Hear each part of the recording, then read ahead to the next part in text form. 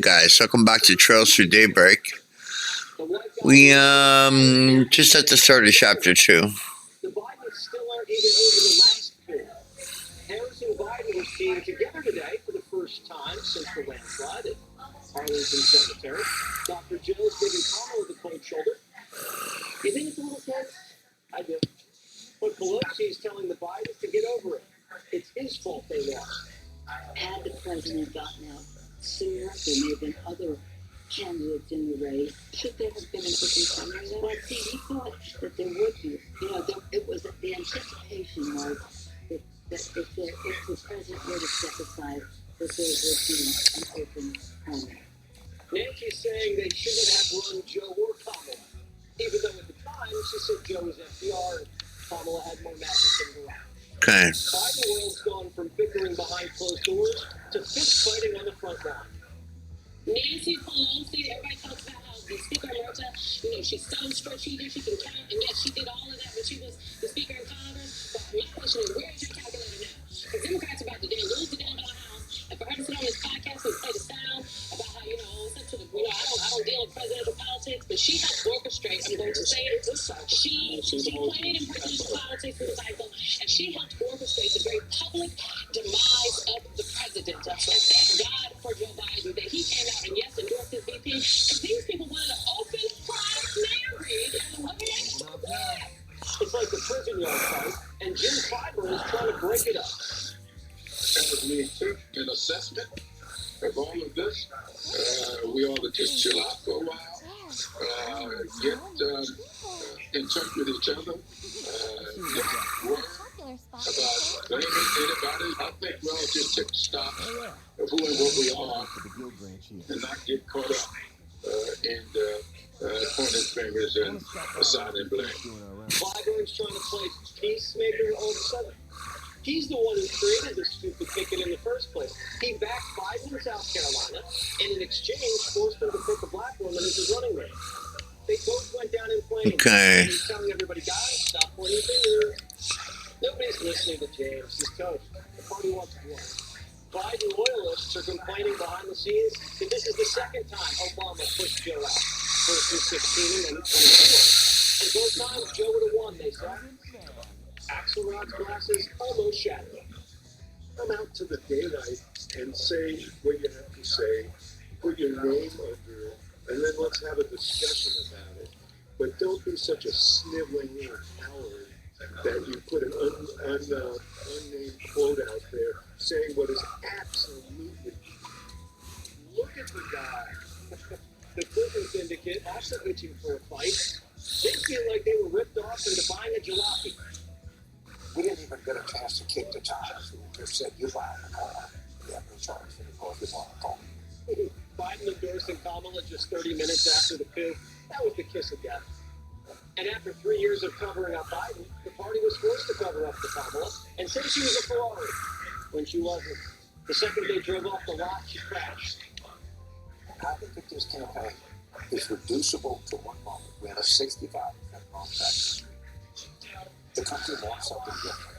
If she's asked, if so often the case on the friendly audience, on the view, how would you be different than Biden? Just the one question, but you exist to answer. Right? That is it. That's the money question. That's the one you want. That's the one that everybody wants to know an answer to. And you freeze. You literally freeze. And say, well, I can't think of it. When we go back, history unearths this. It's going to be right there on the view. Did you ever think the View interview would doom a Democrat? I didn't. Democrats around the country are lined up outside the bathroom now to wash their hands of this. George Clooney says he's taking a step back from politics, so don't make him a scapegoat. And Democrat insiders are leaking the Rolling Stone that it wasn't their idea for Harris to campaign with Liz Cheney. They say they threatened Harris to stop. Quote, people don't want to be in a coalition with the devil. They were saying, hey, maybe focus more on energizing your base than Liz Cheney. The Harris thing told him to get lost. Okay. Oh, and Bernie's loose. He's running to the Sunday show saying, I told you so. How exactly do you think Democrats have abandoned the working class? Look, The working people of this country are extremely angry. If you're an average working person out there, do you really think that the Democratic Party is going to the max, taking on powerful special interests and fighting for you? I think the overwhelming answer is no. Nancy Pelosi's telling Bergdorf to just shut up. Well, I just completely disagree. And in fact, might notice that Kamala Harris ran ahead of Bernie Sanders in Vermont. So what does that tell you? I mean, it tells you that the fact is that what we do, what our purpose is in the Democratic Party, is for America's working family. So if we can go through it, don't ask Bernie Sanders. Bernie Sanders has not won. Let me, with all due respect, and I have a great deal of respect for him, for what he stands for, but I don't respect him saying that the Democratic Party has abandoned the working class battle. So the Democrats doing an autopsy on Tuesday's wipeout, and the results are in. America thinks they're crazy, preachy, incompetent, and abandoned the working class in exchange for legal transgenders and facts. The New York Times says some Democrats are finally waking up and realizing that woke is wrong, and they're just a bunch of brats. That's what I hate about the left.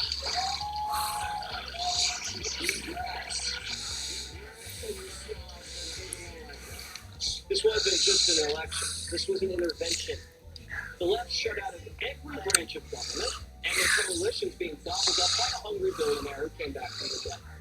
Their leadership's all in their 80s, on their last legs, politically. And the one person who was supposed to know what he was doing staged a coup without a backup plan. Obama's biographer says Barry's been extremely concerned and nervous about how his student will remember him. That has certainly taken a big hit with Trump once again triumphing. Democrats all thought it was tone deaf and foolish for them to preach as they did, but now it's as relevant as Bill Clinton. Barack never saw Biden snap Kamala endorsement coming. He got outmaneuvered by Sleepy Joe. It was his last bit of revenge as he pulled the knife out of his back. The Democratic Party has destroyed itself, trying to destroy Trump. And the more they resist, the worse it gets. Everything they're resisting, the majority of the country backs. And all the tactics that they use are so dirty and unconstitutional that they've turned Trump into a quote for surviving and winning. Hey, Mr. So they can't Gizmo. stop us. We're not invited to Thanksgiving. How do we move forward when we know that people in their families who voted for him, they work with people who voted for him, they live next to people who voted for him? What do you, how should we deal with those neighbors, co-workers, family members? Do you recommend it from a psychological standpoint, being around them? You got the holidays. It's completely fine to not be around those people and to tell them, to say, I have a problem with the way that you voted because it went against my very livelihood and I'm not going to be around for this holiday. I need to take some space for me. Yeah, people are taking some space in the other's household. That I was not invited to my mother's house for Thanksgiving. Apparently there wasn't enough for her. She said it was a scheduling situation, and then at the last second invited me to come over on Black Friday. I told her no thanks, I'll be at Best Buy. Joining me now, RNC co-chair for Larry Trump. Before we get to this, I think that everybody owes you a congratulations because you had a tough job over there. There was a lot of shenanigans the last time that you were all concerned about, and there was a ground game that wasn't up to snuff, and you did a good job. My mother would say, give yourself a pat on the back. Well, thank you, Jesse. By the way, you're more than welcome to come to the Trump house for Thanksgiving. We'll go ahead and extend the offer to you because I don't want you to be left out of the cold on this one. Well, that would make my mother even more upset. Yeah, I know. You'll probably be out of Christmas too at that point. It's fine. It's okay. We all need a cooling off period. But when you look at the left trying to take their cooling off period, I know it's your job to manage the RNC and Republicans, but part of your job is also to dissect the political enemy, and I say that without any negativity. How do you think that they're dealing with this, and how crippled will they be for how long? Well, I kind of think that it's like the American people broke up with the Democrats on Tuesday night, a bad breakup, and I think right in the midst of that breakup, oftentimes the person who's broken up with doesn't have a lot of self-reflection. They kind of go back and they go on even harder to maybe try a little more with that person. But the American people sent a very strong message on Tuesday night that they want the America First policies of Donald Trump. They want sanity, Jesse, back in their lives. And I think unless the Democrats are able to really take a long, hard look at really how far off the scale with anything rational they've gone, I don't know that they ever come back to really win any elections. And quite frankly, that's okay with us over at the RNC. No more elections, no. Yeah, no, exactly. But I think it's really stunning to see this victory for Donald Trump. And by the way, Jesse, no one deserves it more than he does. This is a man who's been through everything imaginable, and I'll tell you what, to stand up on that stage alongside of him, whenever he got that very well-deserved win that ended up being 312 electoral votes, and now all 7 swing states, the Senate, and now I think we can confirm the House as well. Absolutely incredible. The American people have spoken. They wanted Donald Trump back, and they wanted his America First policies back in the White House. And what made it even sweeter was the fact that they called it on election night. The entire country is very grateful about the margin of victory because we could not come up with another 6-day count. Obviously your father-in-law's making moves and he's making quick moves, and that's good because we don't have a lot of time. He's already appointed Tom Homan as border czar. He's going to be in charge of deportations. The left is already panicked. Here's the view. Watch this. The appointment of Tom Homan today as border czar, and he will be in charge of a mass deportation program. When you talk about mass deportations, people think, oh, it's just going to be the criminals. There's not enough criminals, aliens in the federal prison system for it to be mass deportations. What it means is grandmothers. What it means is brothers and aunts. What it means is abuelos y abuelas. It means dreamers. It means family members. It means your colleagues. It means your friends. It means people who are part of the society. And look, America, those of you who voted for Trump, this is what you wanted. This is what you voted for. You screwed around and you're about to find out. No one said it's going to be easy. No one's saying mass deportations is going to be fun. But it's going to be necessary. Do you think the Democratic Party can continue to survive if they resist the deportations that the majority of the country voted for? That does remain to be seen. I think that these people are deluded. That's the same kind of fear-mongering and scare tactics, Jesse, that lost them an election. They go so far off the rails with this stuff that people think, well, I don't know, are we supposed to have a system of laws here in America? Are we supposed to have people abide by those laws? Isn't it illegal to come in this country without any vetting, without any formal process of any variety? And by the way, maybe somebody should remind her that we do have 15,000 people who are convicted sexual assaulters, 13,000 murderers wandering our streets, 350 people on the terror watch list. I don't know, that's 350 more than I want in my country. So yeah, those are going to be the people that are prioritized to get out of this country. Of course it's not going to be easy, but it's necessary, and it's also necessary to send a strong message out there. We saw on social media, Jesse, what happened. That caravan that was headed towards our southern border broke up, and a lot of people left when Donald Trump was elected on Tuesday night because they know he means business. That's why the American people wanted him back there. They were desperate to have actual real leadership in the White House, and I think it's great. People should never take that journey because it's dangerous, it's treacherous. A quarter of the women or more are sexually assaulted on their way up. So thank you, Donald Trump, for already setting things straight at our southern border. And Mexico's in for some tough negotiations. Those will begin almost immediately. When you're around Donald Trump, as this transition is underway, it's going at a breakneck pace, especially compared to 16.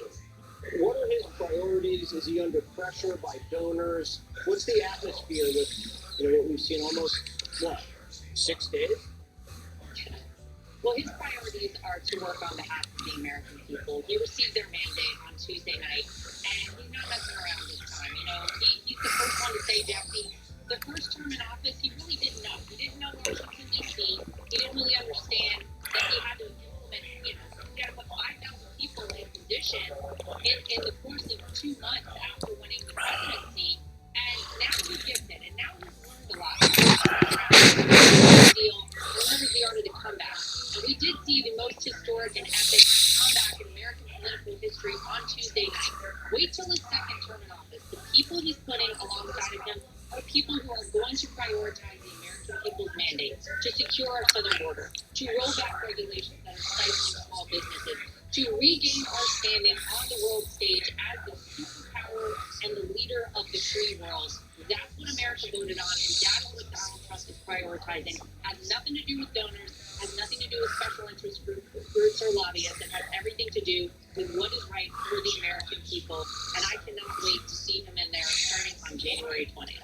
It's an exciting time to be alive, that's for sure. Sarah, Yes, thank it you is. very much, and good luck in the future. We appreciate it. Thank you.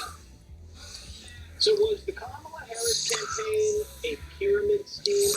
$1 billion has gone missing. And we just found out where the money went. Plus Johnny, who did America fight in the Revolutionary War? Why did I sign up for this? This won't be our last meeting. This Saturday, Fox Nation was going to thank all active military and veterans by offering their first year of Fox Nation. This is the story of the greatest American before there was. Hear real stories from heroes, highlighting those with their lives on the line for our freedom. This is their top gun school. 1 or 2 seconds sometimes be the difference between life and death. Go to foxnation.com and get your first year for free. If you have generalized myasthenia gravis, picture what life could look like with Vyvgart Hytrulo, a subcutaneous injection that takes about 30 to 90 seconds. For one thing, could it be more time for you?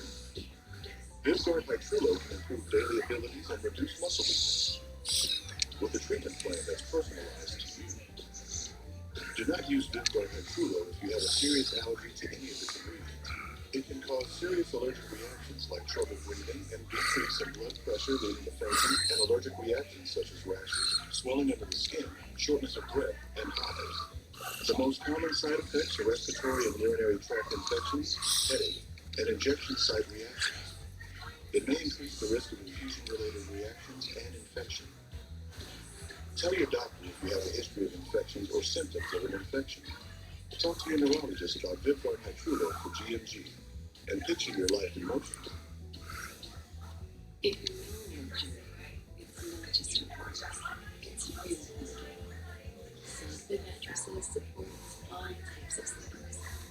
Luxury is handcrafted and assembled in American factories and brought directly to you by complimentary in-home delivery and center service, which is why over 90% of customers would recommend Silence to friends and family.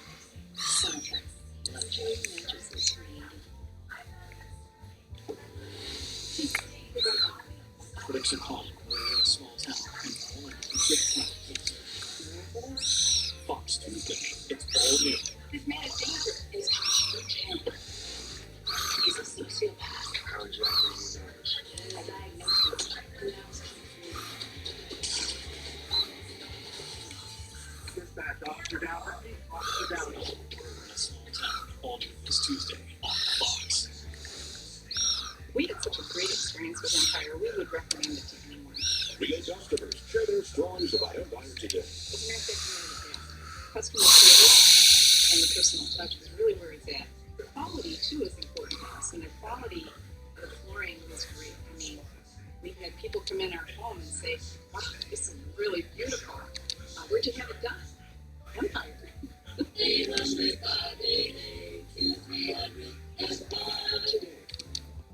A heart attack? Do they have life insurance? No, But we have life insurance. John. I'm trying to find something we can afford. Fortunately, in only a few minutes, SelectQuote found John a $500,000 policy for only $29 a month, and his wife Ann a $500,000 policy for only $21 a month. Go to SelectQuote.com now and get the insurance your family needs. At a price you can afford. SelectQuote. We shop. You save. In honor of Veterans Day, join Fox to make camo your cause. Wear or buy camo to support our veterans. Together we can honor U.S. vets. Donate now. Don't buy Viagra or Cialis anywhere before trying this trip. When you get together with friends and family, remember to ride and reduce impaired driving every year. Because ride starts with you. It starts with a designated driver and in the kitchen with just guess non-alcoholic drinks. When you call a friend to come and pick you up, and at the corner when you catch the last bus, in the driveway with a simple "keys please," or in the living room when you decide to stay overnight. However you ride, thanks for doing your part to keep our roads safe.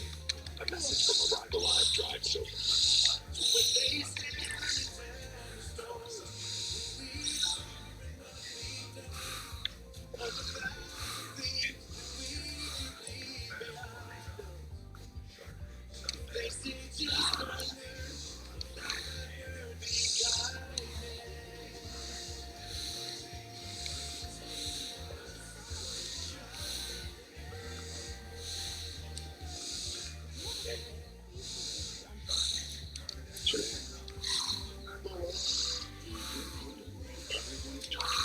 I want to see you again.